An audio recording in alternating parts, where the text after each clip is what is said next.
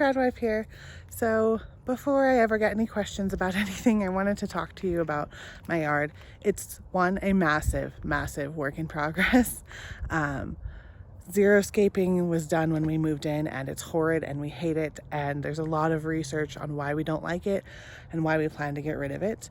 But for our survival and things, we have currently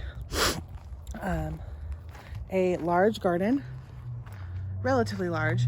This first two sections are just 5 different types of strawberries. My husband and kids wanted a huge strawberry patch because my husband and my in-laws currently have one at their house, and it's great, so they can just come out and get strawberries. And we picked 5 different variety, so they bloom pretty much all year except for the winter.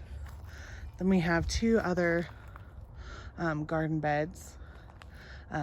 For us, we like to rotate the lettuce, so I'll come out one week and plant a row of lettuce, and then I'll come out a week later and plant another row, and so on and so forth. So we always have lettuce during the growing season, and we don't get bombarded with a million types of lettuce at once. Over the next few weeks, we're going to be moving this shed to the far corner, and this garden bed that we've been mulching for the last 5 years and under the shed are going to turn into a really nice large garden bed next week, so we can produce more food for ourselves. Under our pinyon pine tree, is it pinyon pine? No, it's oh geez, I can't remember the name. I'll have to ask my husband. But under this pine tree, because the branches are so high, we actually grow giant Russian sunflowers so that we have sunflower seeds, which is really great.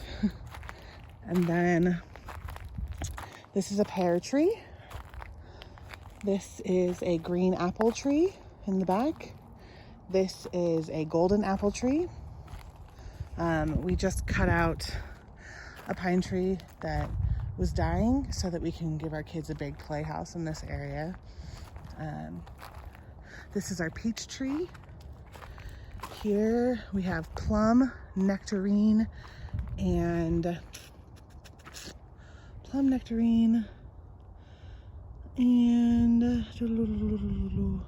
racking my brain and cannot remember. Maybe it's actually on this tag, but I doubt it. Oh, apricot. Yes, plum, nectarine, and apricot. Because they're the same variety of fruit, we can actually grow the 3 trees together and have them co-grow over the years, and they'll be fine in this close proximity. This is a Bing cherry tree, and this is, I think, a black cherry tree. The black cherry tree we have to have with the Bing cherry tree. They only have to be on the same property, but we ended up putting them next to each other. It's because they pollinate each other.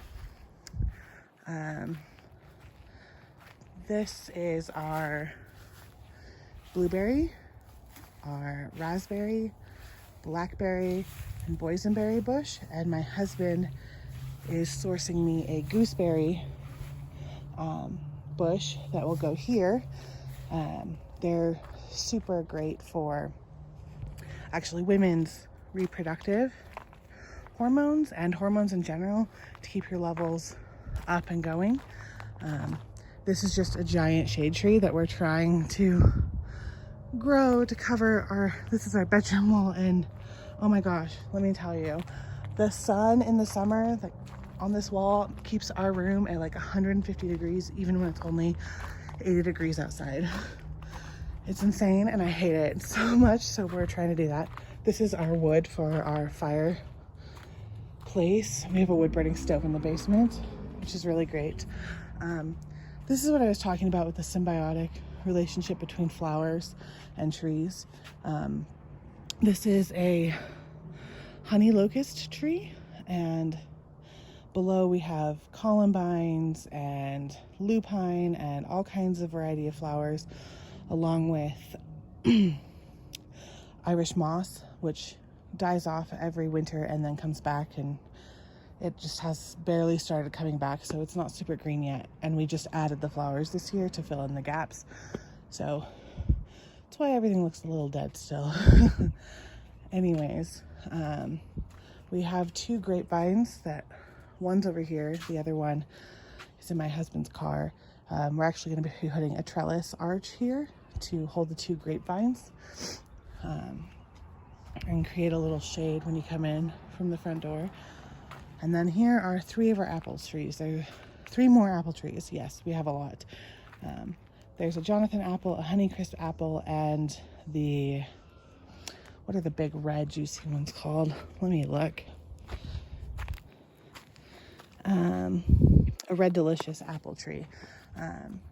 We have multiple apple trees purposely so that when we make applesauce and apple cider and things like that, they taste better with the large variety, and it's really great. And I highly recommend, if you're gonna do those kinds of things, either have or source loads and loads of different types of apples.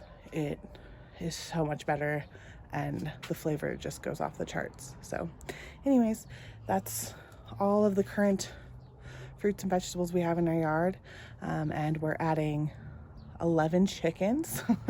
That's part of why the shed's being moved, is so it can be turned into a chicken coop. Around the fruit trees on the far side, the peach, the nectarine, plum, and apricot, we're gonna have the chicken run around that so the chickens can actually help with fertilizing around those trees.